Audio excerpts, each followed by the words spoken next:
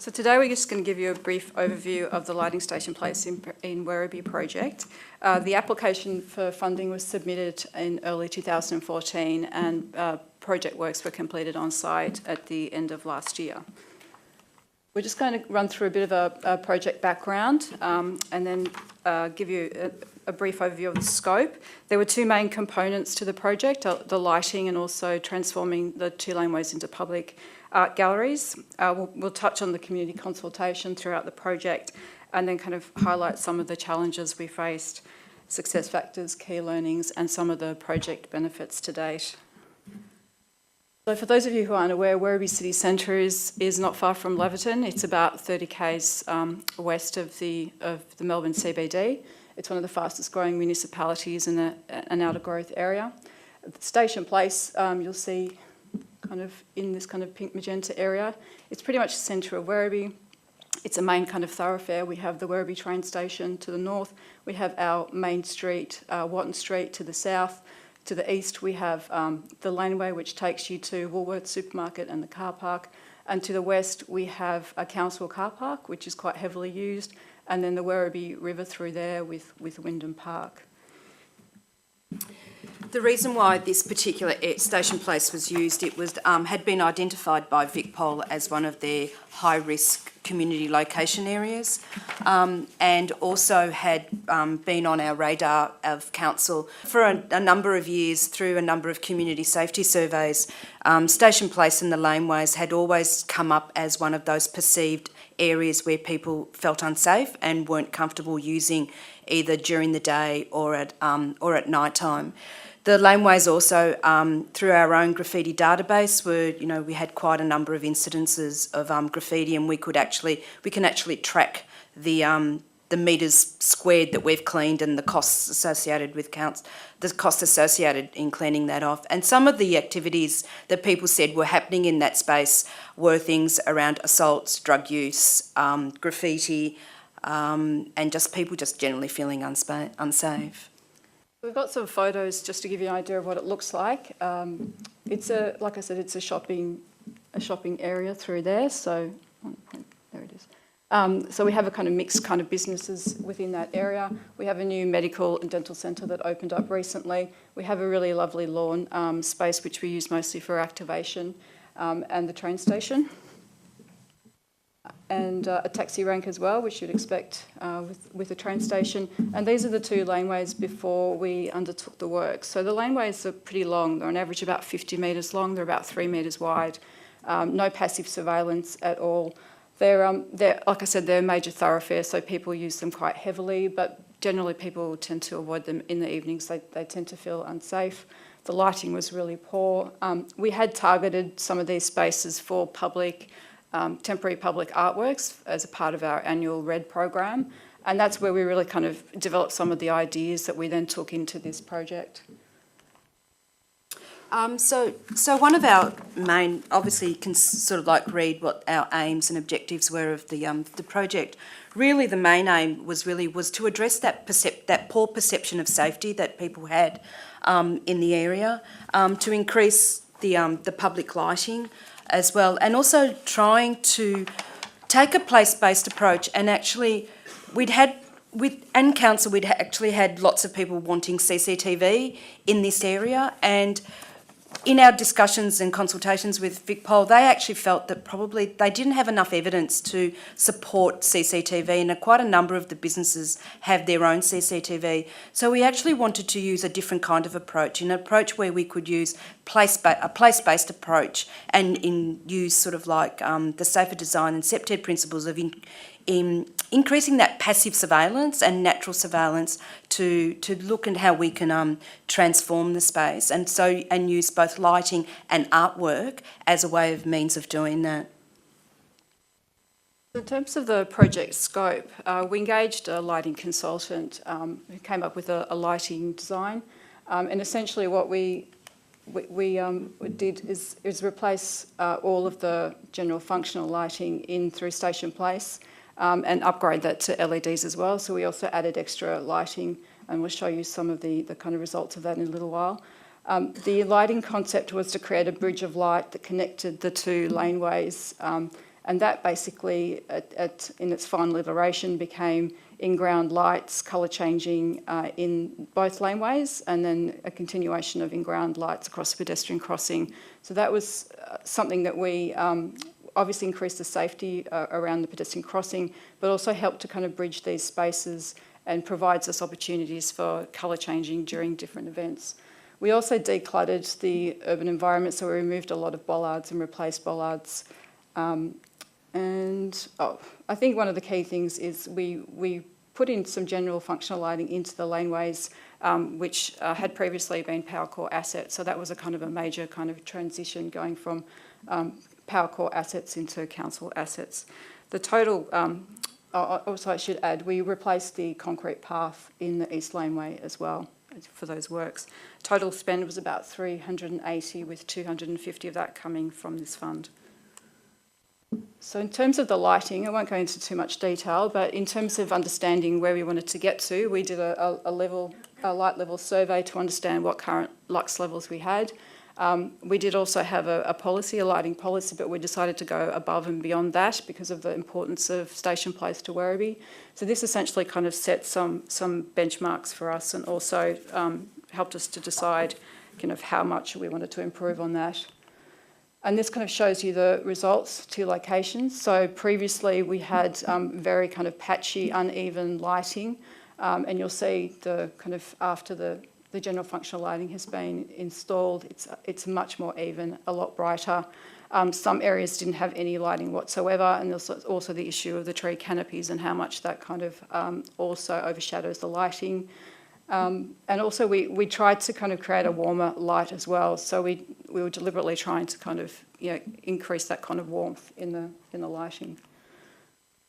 So community consultation was something really key, even before while we were putting in our application. So we actually got support from and got the views from the traders in Station Place, and they actually provided us with support letters for our application. Council has we conduct listening posts, which is we conduct about 4 or 5 of them a year, and they're actually taken on a Saturday morning to various places in the municipality, and we've done 2 of these in Station Place, one pre-works and the most recent one done post of the works.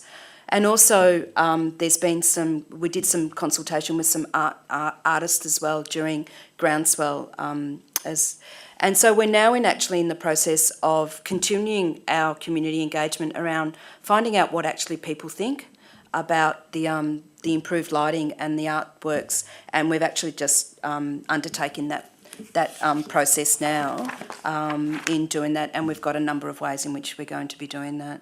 So what is it where people felt unsafe? Obviously, this was before we actually did any of the works, and so the red dots are where people are saying they're predominantly feeling unsafe, which is specifically around that area around the train station. The laneways certainly have come in. We have cash converters and 2 other money day lenders in this space, and it was really interesting in all our consultation and whatnot. A lot of people are saying, if we really want to improve Station Place, get rid of cash converters. The cash converters building was an old theatre in Wyndham, so that's certainly some of the things.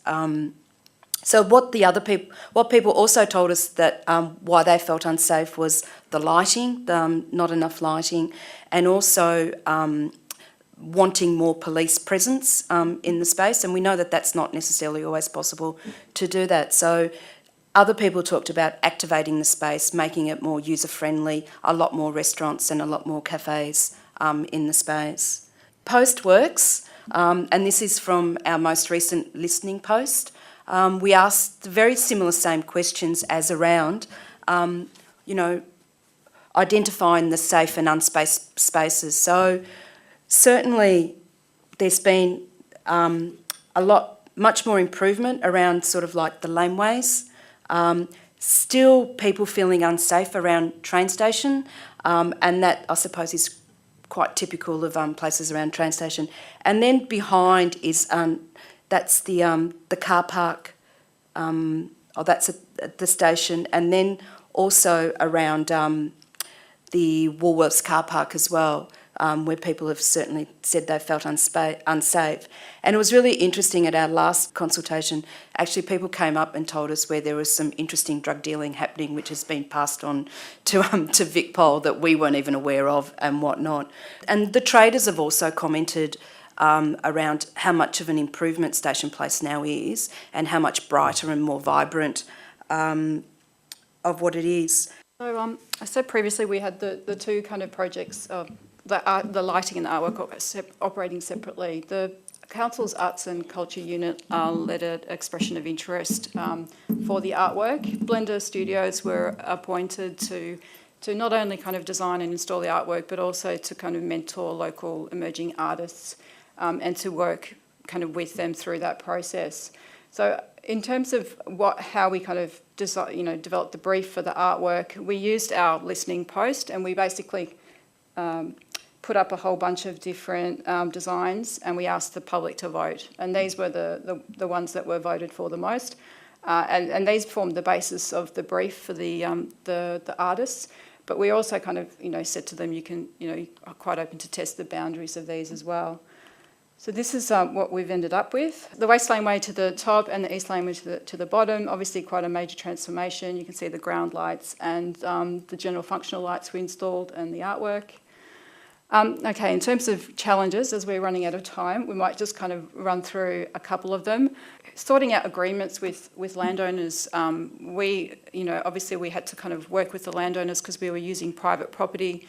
We were looking at different types of landowners for lighting and artwork.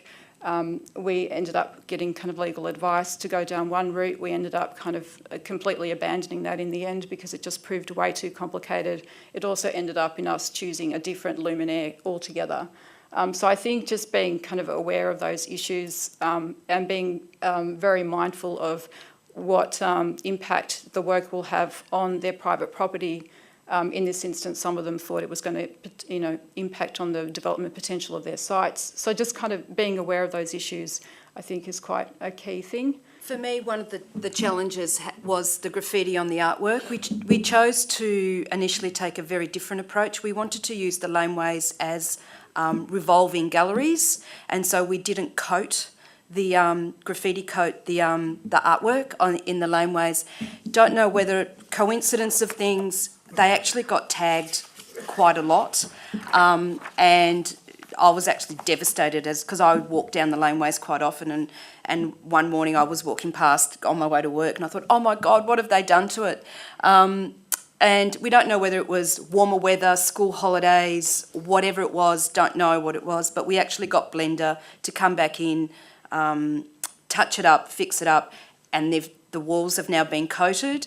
And since the coating has gone on, no tagging. So that certainly is, Go back to school, colder weather, who knows? Who knows, but certainly that, yeah. And the other challenge is, how do you get a lot of feedback or people to comment when the area is still seen as a thoroughfare? So people to some degree still now see it as a place to get to somewhere else, and that's our next challenge, I think, is around how we activate that space more, and especially when we've got some of the cars still in the middle. So success factors. This photo was sent to me in the week that the lights were installed, and one of the traders, his staff had noticed that the light levels had increased, and we hadn't even kind of told them that they were going in that week. So for us, that was a great sign of success that we were getting this feedback unprompted from the trader, and also I think for him, the knowledge that he felt better that his staff were safer at night as well, because it's a business that's open quite late in the evening. And obviously success factor of actually improving the light levels, so it's quite a significant increase. Little things like decluttering the public space, removing all the bollards. It's something people they can't identify the change, but it adds to the improvement of the amenity. Another success has been we had some really positive feedback through the media coverage with ABC Online and radio, and with the local paper as well, and also the mentoring of the local artists, I think was a great kind of success. There are some other kind of things I would probably add to that as well. Engaging with our service provider, Powercore, very early on. we established a relationship with them, and they were able to adjust to our changing timelines, and that basically meant that they could respond when we needed to respond fairly quickly. We also directly purchased the luminaires, and we saved quite a bit of money on that, and were able to put that money back into the project, and also separating trades as well to just kind of mitigate any potential delays in the timelines. So in terms of key learnings, I think we're running out of time here. But I guess, there were quite a few. I think one of the key ones for me is just better project scoping at the early phases. I think I mentioned the lights in the laneways were Powercore assets. We had thought that they were council assets, so that kind of drastically changed our project scope, timelines and budget. Basically, my advice would be to get a costing quite early on so that you're fully aware of those issues, and particularly where you're dealing with services, undergrounding and so forth. There are a lot of uncertainties, a lot of unknowns. What do you do when it doesn't go according to plan? Well, you have a contingency, and you have a decent contingency as well. For us, in terms of the public engagement, I think understanding the dynamics of that space, we would probably think differently about how we would design that consultation. And as Lucy said, it's a thoroughfare. So we noticed during the installation process that we were getting a lot of really amazing feedback while the artists were on site, and even the lead contractors were a fountain of information. So if we can target, if we can better design those processes, collect information while people are actually installing, the contractors, and also just use your contractors as a way of disseminating information, because they do actually have they do spend a lot of time talking to the public. So there's some of the kind of key ones. I think obviously realistic timeframes. Negotiating agreements with landowners takes a very long time. Anything to do with service providers takes an extremely long time. So you just really need to factor all of that stuff in. We haven't talked about our governance structure. We had a working group, we had a project control group. We worked across multiple levels of council. For me, kind of having clearer terms of reference and really defining people's roles would really help support the lead project manager. And if you've got programs that are ongoing, what processes have you got in place to make sure that those things continue? And in terms of some of the benefits to date, well, obviously the lighting and the artwork and improved amenity has been great, but really these are two parts of a suite of projects that are essentially about a broader placemaking approach to how we improve this particular area. So some of the things we're looking at doing now is we have a proposal to change the pedestrian crossing into an artwork, so to kind of further reinforce the links between the two laneways. We've been having Friday lunchtime sessions in Station Place where we invite kind of local musicians to perform. We're having other kind of activation as well within the space. We're planning a winter event. We're going to turn the laneways into a dance party. A bit more broadly, we're starting to talk to Metro about changing their lights at the station. And we've also had some interest from private landowners about putting kind of artwork up on their walls. So just to kind of close the presentation, we'd just like to say it's been a crucial project for Werribee, and we're really thankful for the DOJR for supporting us. My name's David Booth from Moira Shire Council. More a question, perhaps either to yourself or to anyone else in the audience, where CCTV is not seen as a solution in perhaps reassuring the community, particularly with those laneways. Did you consider, or has anyone else used convex mirrors to basically increase passive security where perhaps CCTV is not appropriate? So at least people walking on the adjoining streets can actually see what's happening down the laneway, or be perceived to seeing what's happening down those laneways. We didn't discuss convex mirrors, I think, because the lighting was so poor to start with that you really you couldn't really see towards the end of the laneway when you approached. So I think now, with the improvements in the lighting, you do have a sense of being able to recognise what's happening at the other end of the laneway, and you also can identify people as well. So that's been quite a major improvement. The VicPol in our area have essentially been promoting traders to install CCTV, so they haven't actually been encouraging council to go down that route. But beyond that, I don't know how much more the convex mirrors would kind of help.